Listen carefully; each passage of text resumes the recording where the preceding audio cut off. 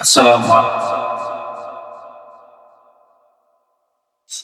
الحمد لله الحمد لله نحمده ونستعينه ونستغفره ونتوكل عليه ونعوذ بالله من شرور انفسنا ومن سيئات اعمالنا من يهده فلا مضل له ومن يضلل فلا هادي له وأشهد أن لا إله إلا الله وحده لا شريك له وأشهد أن سيدنا وسندنا وحبيبنا ومولانا محمدا أرسله بالحق بشيرا ونذيرا وداعيا إلى الله بإذنه وسراجا وفرجا منيرا أما بعد فأعوذ بالله من الشيطان الرجيم بسم الله الرحمن الرحيم والبلد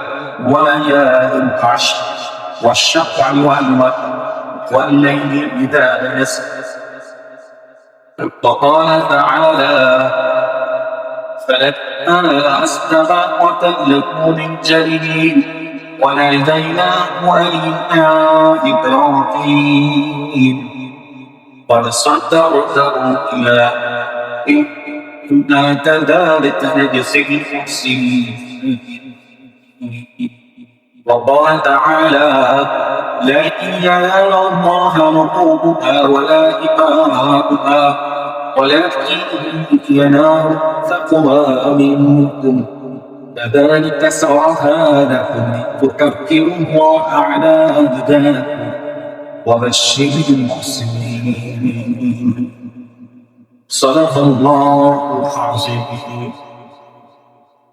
দাওয়া মাসা সাদিয়া আল্লাহ পাকের তলায় দাওয়াতের শুকরিয়া আল্লাহ কবুল আলামিন আমাদের দাওয়াতে কিছু মাহফিল কিছু দিনী জাদা করা সিদি জাদা শোনা বলি তারপরে সেন্টার মতো মাহসুস করে কাবুল দান তার ভিতরে এই মতের সম্পর্কে বলা হয়েছে যে যখন জান্নাতের বাগান দিয়ে ভ্রমণ করবে যে জান্নাতের বাগানের সুবাস যে মস্তিষ্কের ভিতরে ইলম নিয়ে আলোচনা হয় যে মস্তিষ্কের ভিতরে দিনের বুঝাটা হয় কিভাবে বিধিবিধানের আকাম বর্ণনা করা হয় হাদিসের বাতির ভিতরে এই মস্তিষ্ক রয়েছে কেমন যেন জান্নাতের বাগানের সাথে সাদৃশ্য দিয়েছে উপমা দিয়েছে আল্লাহ রাসূল সাল্লাল্লাহু আলাইহি ওয়াসাল্লাম বলেছেন যে এই বাগান দিয়ে যদি তোমরা কখনো করো এই বাগানের সুবাস এই বাগানের থেকে মাহরুম হবে আর হাদিসের ভিতরে আল্লাহ রাসূল সাল্লাল্লাহু আলাইহি ওয়াসাল্লাম বলেছেন যে অল্প সময় ইলমি মুযাকারা করা ইলমি মুযাকারা শোনা এটা ৬০,০০০ বছর বেড়ে আমল ইবাদত করা হতো ৬০,০০০ বছর পেরিয়ে আমল ইবাদত করার সক্ষমতা আমাদের কারণে আমরা দুর্বল ১০০-১৫০ বছর হায়াত বড় জোর পেতে পারে কিন্তু ৬০,০০০ বছর মহামূলত কেউ আমল ইবাদত করে তবে তার যে সওয়াব এই অল্প সময় বসা এবং কিছু কথা শোনা এবং দিনী আলোচনা শুনে ছড়াই দেওয়া এটা তার থেকে আরো বেশি সওয়াব তার সে সাহাগুলির শব্দে গল্প হচ্ছে এক মুহূর্ত অল্প অল্প দিন শেষ তো এই জন্য এই মস্তিষ্ক দিনের দিক থেকে দুনিয়াবি দিক থেকে সব দিক আমি যদি এখান থেকে একটা মাসআলা জানতে পারলাম একটা হুকুম আহকাম জানতে পারলাম তাহলে আমার জন্য এবং আমার পরিবার পরিজন এবং আমার চিনা পরিচিতদের জন্য তাদের কাছে ছড়াই দেওয়াটা সহজ ছড়াই দেওয়াটা কি সহজ হাফিজ হুজুর রহমাতুল্লাহ আলাইহি বলতেন ইলম সিনা ও সিলা বা সাকিনা যে ইলম আসমানি ইলম এটা দুনিয়ার কোনো ইলম না যে ইলমটা এক সিনা থেকে অন্য সিনায় এটা বইয়ের মাধ্যমে কিসের মাধ্যমে আসে বই এটা পড়ে কেউ বড় পাঠক হইতে পারে গবেষক হইতে পারে ডক্টর ডিগ্রি অর্জন করতে পারে কিন্তু আলেম হইতে পারে কি হতে পারবেন আলেম হইতে পারবে না। আলেমে হক্কানি, আলেম হক্কানি হইতে হইলে একজন আলেমে হক্কানি হক্কানি সম্পদ থাকবে। কি লাগবে? যেটা হাফিজ হুজুর রহমাতুল্লাহি আলাইহি সম্পূর্ণ হাত শব্দ, কি শব্দ? হাত শব্দ মাঝে মাঝে বলে উঠতেন। আইলেন সিনা ও সিনা সাকিনা, এলে একজনের অন্তরের থেকে, একজনের সিনা থেকে অন্যজনের সিনায় ধারণ করা। এটা কোন কিতাবের পাতায় আসে, কিতাবের পাতায় পড়েছি গবেষণা দিলাম। ডক্টরেট ডিগ্রি অর্জন করতে পারে, কিন্তু একমাত্র খুদার হয় আলেম যার হৃদয়ে আছে। আল্লাহ রাব্বুল আলামিন বলেছেন, আমি ওলামা, যে আমাকে প্রকৃত ভয় করে তারাই যারা আলেম।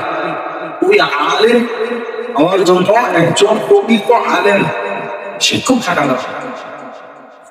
আল্লাহ রাসূল সাল্লাল্লাহু আলাইহি ওয়াসাল্লাম দুনিয়াবাসীর জন্য সর্বোত্তম। আল্লাহ রাসূল সাল্লাল্লাহু আলাইহি ওয়াসাল্লাম কি ছিলেন? সর্বোত্তম শিক্ষক। ওয়াইসু মুআল্লিমা। আল্লাহ রাসূল সাল্লাল্লাহু আলাইহি ওয়াসাল্লাম বলতেছেন, আমাকে দুনিয়াবাসীর জন্য প্রেরণ করা হয়েছে শিক্ষক হিসেবে। লিউতাল্লিম মাকারিমাল আখলাক, যাতে করে তোমাদের ভিতরে পরিপূর্ণ আখলাক, উত্তম সিফাতগুলো কিভাবে ভালো হইতে পারে। এই জন্য আল্লাহ রাব্বুল আলামিন আমাকে দুনিয়াবাসীর জন্য শিক্ষক স্বরূপ পাঠিয়েছেন। কি স্বরূপ পাঠিয়েছেন? শিক্ষক।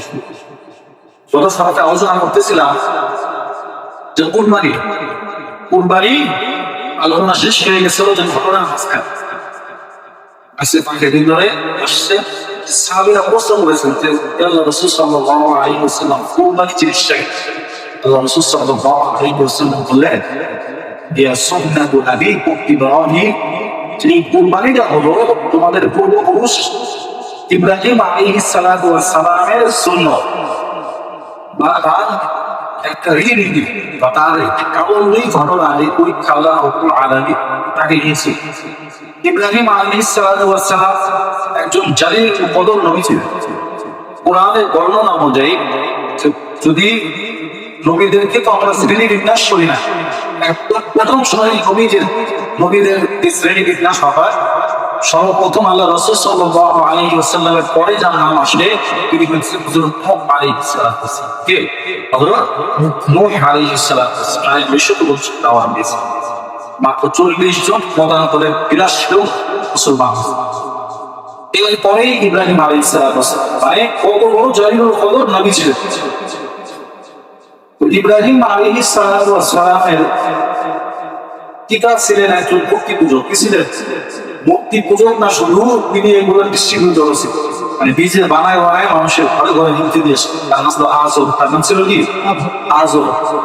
তো এই আযরের ঘরে আল্লাহ রাব্বুল আলামিন ইব্রাহিমের মতো নবী বানাইছেন। ইব্রাহিম আলাইহিস সালাতু ওয়াস সালাম কি বানাইছেন?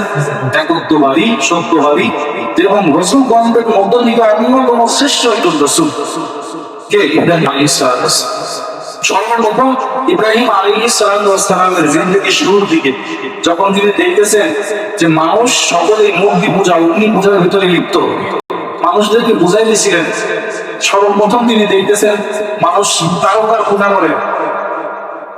তো যখন সকাল হয় এই তারকা অস্তমিত হয়ে যায়, তিনি বলেন, না, এ তো আমার ক্ষুধা হইতে পারে, এ আমার রব হইতে পারে না, কারণ যে রব হবে সেটা আমার অস্তমিত হবে।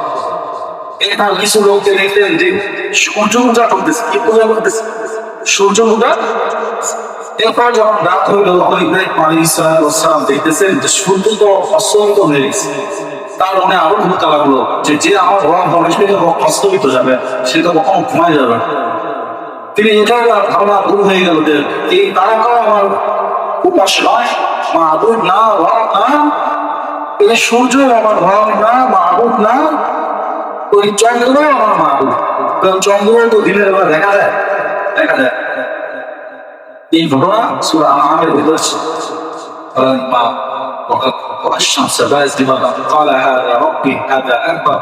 তখন সূর্য দেখছেন, তখন বলতেছেন, আরে এটাই তো আমার রব হওয়ার জন্য অধিক উপযুক্ত, কারণ এই তো বড় রব, চাঁদের তুলনায় তারকার তুলনায় সূর্য বড় না।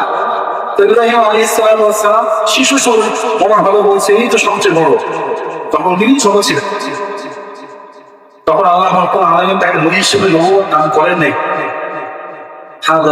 তিনি বলতেছেন এটাই তো বড়।